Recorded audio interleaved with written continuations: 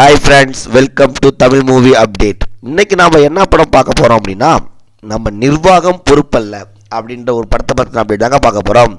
இந்த படத்தில் கார்த்தீஸ்வரன், அகல்யா வெங்கடேஷ், ஸ்ரீநிதி, பிளாக் பாண்டி, ஆதவன், மிருதுலா இவங்கெல்லாம் இந்த படத்தில் நடிச்சிருக்காங்க.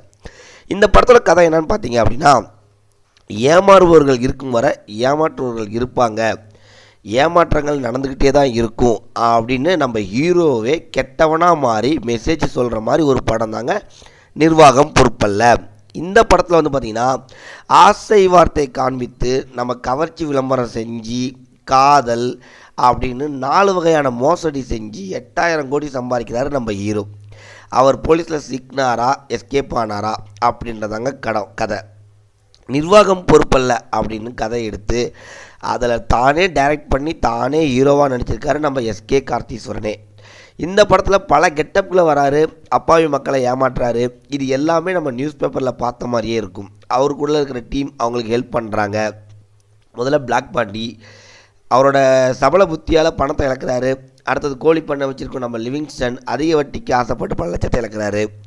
இந்த வழக்கை விசாரிக்கும் இன்ஸ்பெக்டர் ஸ்ரீநிதி கூட குறைந்த செலவில் ஒரு செல்ஃபோன் விளம்பரத்தை நம்பி அவங்களும் ஏமாறுறாங்க. கடைசியில் காதல்ன்ற பெயரில் 500 கோடியும் இழக்கிறாங்க. போலீஸ் தேடியும் மாட்டாத ஹீரோ பின்னணி என்ன, அவரை இந்த மாதிரி மாற காரணம் என்ன அப்படின்ற ஃப்ளாஷ்பேக்கு இதுதாங்க படத்தில் எல்லாமே ப்ளஸ்ஸாக இருக்குது. இயக்குனரே ஹீரோன்றனால தன்னை ரொம்ப முன்னிலைப்படுத்தி பில்டப் படுத்தி கதை எழுதியிருக்காரு. பல கெட்டப்புகளை வந்து மக்களை ஏமாற்றுறாரு. இது எல்லாமே நம்ம பார்த்த மாதிரியே தாங்க இருக்கும். நம்ம ஹீரோயினாக ஒரு மிருதுலா நடிப்புலையும் இதுலேயும் ஓரளவுக்கு செட் ஆகிருக்காங்க. மற்றபடி ரொம்பவும் ஆக்டிங் இல்லாத மாதிரி தான் இருக்குது. ஆதவன், அகல்யா இவங்களும் சேர்ந்து மக்களை ஏமாற்றுறாங்க ஹீரோவோடு சேர்ந்து. அவங்களோட நடிப்பும் நல்லாவே இருக்குது. படத்தில் போலீஸ் இன்ஸ்பெக்டர் அவர் நம்ம ஸ்ரீநிதி தான் ரொம்ப கம்பீரமாக நடிச்சிருக்காங்க. கடைசியில் பார்த்தா அவங்க தான் ஒரு ஹீரோயின் மாதிரியே தெரிவாங்க. கிளைமேக்ஸில் ட்விஸ்ட் இருக்குது, அது ஒரு எதிர்பாராத ட்விஸ்ட்டாக இருக்குங்க.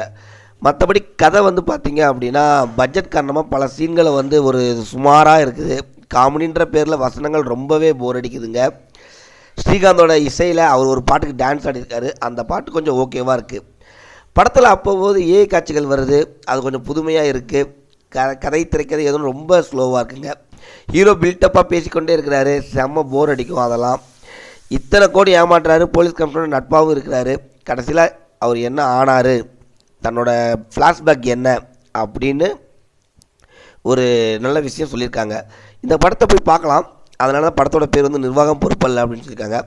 படத்தை பார்த்துட்டு ரொம்பவும் திட்டாதீங்க, ஒரு வாட்சபிள் மூவி தான். Thank you friends. மறக்காமல் எங்கள் சேனல் லைக் பண்ணுங்கள், ஷேர் பண்ணுங்கள்.